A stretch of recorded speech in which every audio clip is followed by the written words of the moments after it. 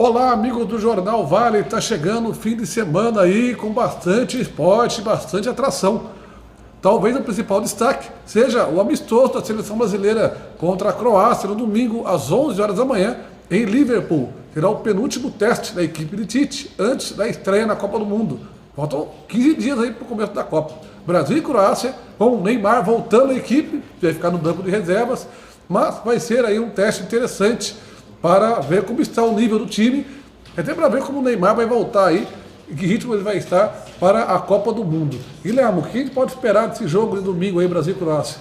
Olha, eu acho que vai ser o teste mais difícil da seleção brasileira nesse período pré-Copa do Mundo. A seleção depois ainda faz um amistoso contra a Áustria, antes da estreia contra a equipe da Suíça no dia 17. A Croácia é uma seleção forte, uma seleção que deve conquistar uma das vagas para as oitavas de final, no grupo que tem a Argentina também. Então é um adversário realmente de peso e vai ser interessante para a gente conferir qual é o estágio da preparação da equipe brasileira, faltando aí pouco tempo para o início do Mundial.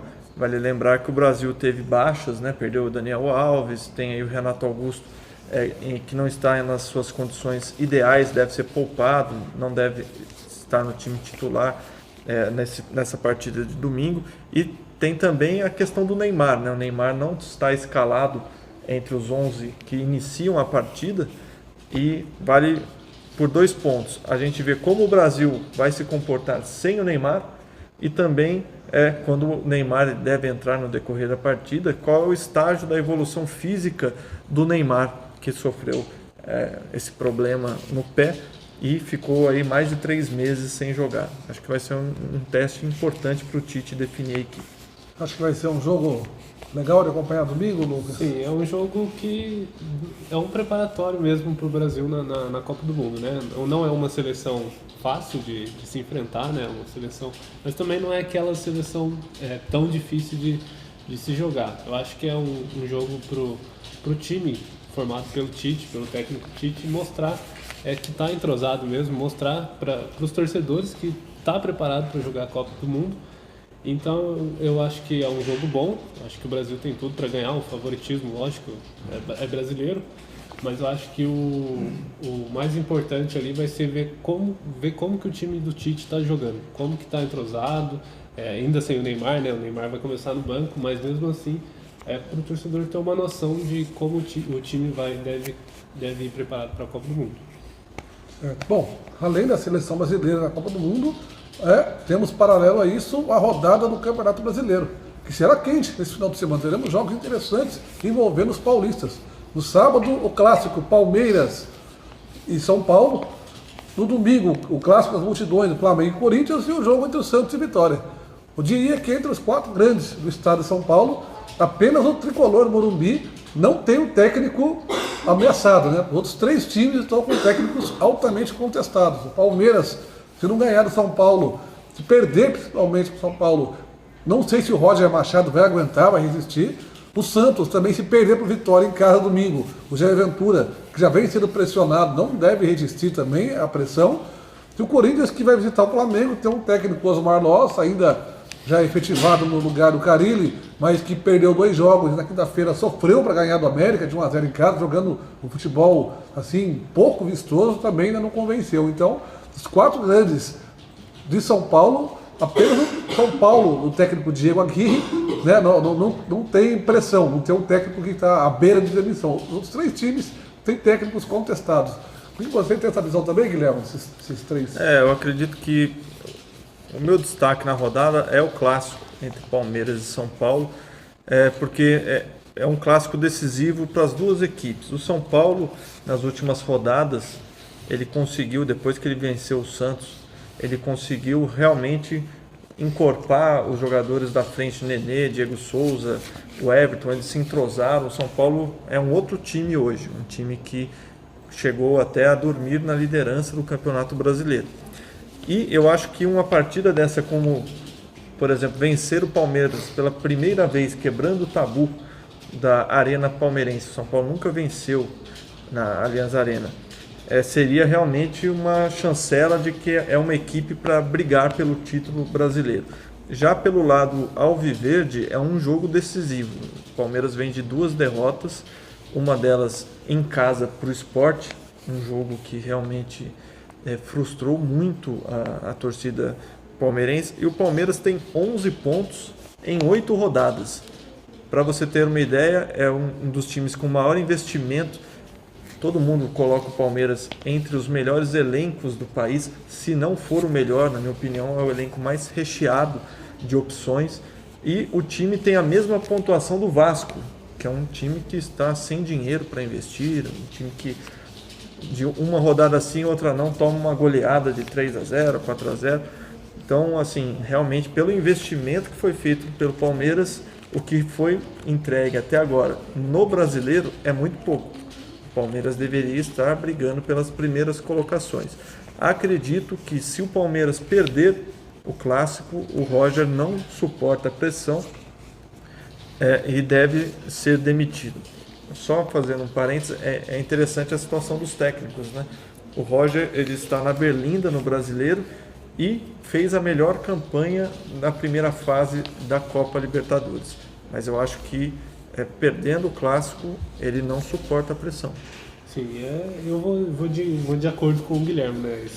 Esse Clássico é o maior atrativo do Campeonato Brasileiro nessa rodada, nesse final de semana. Mas a gente tem, numa situação, 2 times em situações distintas, né? A gente tem o São Paulo, que vem aí de 3 vitórias seguidas, né? Que vai completar quase 2 meses sem perder um jogo, se a gente for ver o único invicto, né? O único invicto do campeonato. E como eu falei, um jogo rápido que a gente gravou aqui algumas semanas atrás, quando o Santos foi enfrentar o São Paulo, eu falei, é o divisor de águas para os 2 times. Então, vai mostrar quem vai brigar lá em cima e quem vai ali ficar um pouquinho para trás. E foi o que aconteceu. O São Paulo ganhou, o São Paulo está brigando ali em cima, na liderança com o Flamengo, e o Santos ali brigando ali na zona de rebaixamento, né? Então, foi realmente um divisor de águas ali. O São Paulo, eu acho que o segredo do São Paulo é saber reagir. O São Paulo saiu perdendo para o Botafogo, né, nessa última semana, e conseguiu reagir logo no primeiro tempo. Já fez 3-1 e tudo mais. Então acho que essa mudança de postura do time do São Paulo está dando uma nova esperança para o torcedor. Já por outro lado, a gente tem o Palmeiras, né? O Palmeiras que vem aí de 2 derrotas. O time, pelo investimento que foi feito, não tem convencido muito o torcedor. A gente vê aí os comentários, né, nas redes sociais e tudo mais. A torcida pegando no pé de Lucas Lima, pegando no pé do próprio Dudu, né, que está aí faz anos já no time, tem sido um dos grandes nomes das conquistas recentes do Palmeiras. Então a gente vê esses 2 lados distintos aí na tabela. O favoritismo, é um clássico, né? Clássico é clássico, clássico não tem favorito. Mas a gente quem chega em melhor fase é o São Paulo. Então, a questão dos técnicos também, a gente tem o Roger Machado, que eu acho que se o Palmeiras perder, indiscutivelmente o Roger Machado eu acho que não fica no cargo, mas a gente tem o Diego Aguirre aí que está soberano, com cargo assegurado aí, né, no time. Então a pressão está toda pro Palmeiras. O Palmeiras jogando em casa com a torcida, mais de 24 mil ingressos foram vendidos até ontem, né, para esse clássico. Então o Palmeiras precisa mostrar serviço para convencer o torcedor de que vai brigar por alguma coisa e de que vai dar a volta por cima. No caso do Santos, só fazendo, já que você falou dos outros técnicos, eu acho que realmente o Jair não conseguiu ainda esse ano criar uma equipe com um padrão de jogo definido. Você vê o Santos ainda muito vulnerável defensivamente. Eu acredito que realmente o Santos perdendo para o Vitória, que é um time muito fraco, não tem como manter o Jair no cargo. Ele realmente deve deixar a direção do Santos. Mas eu acredito que mesmo vencendo o Vitória, ele corre risco nas próximas rodadas, porque não é um problema só da pontuação, é um problema da produtividade mesmo, do futebol mostrado dentro de campo. O Santos tem mostrado um futebol muito abaixo da expectativa do seu torcedor. No caso do Loss, eu acredito que ele, apesar de ter tido aí 2 derrotas nos últimos 3 jogos, eu acredito que ele enfrenta um adversário realmente que é favorito, o Flamengo jogando em casa, líder do campeonato, um time que tem mais talento do que o elenco corintiano. O Flamengo é favorito, mas eu acredito que mesmo perdendo, acredito que o Flamengo deve vencer a partida. Mesmo perdendo, eu acho que o Loss ainda vai ser mantido por um período. Vale lembrar que uma questão tem sido decisiva para a manutenção de técnicos, que é a falta de boas opções no mercado. Então, como você não tem muita sombra, às vezes o clube acaba até deixando um período maior o técnico trabalhar e não manda ele embora. Acho que no caso do Corinthians é esse caso também. Agora tem o Zidane aí no mercado, né? O Zidane disponível. Tá aí, né? Mas pegando um gancho no que o Guilherme falou, até o Osmar Loz, se a gente for comparar o Carille, quando o Carille começou no Corinthians em 2010, o Carille pegou 2 jogos antes do Tite assumir, né? E foi uma derrota pro Vasco, 2-0, e um empate com o Guarani. Então o próprio Carille não começou tão bem assim. O Osmar Loz tem 3 jogos aí, 2 derrotas, e agora que conseguiu a primeira vitória.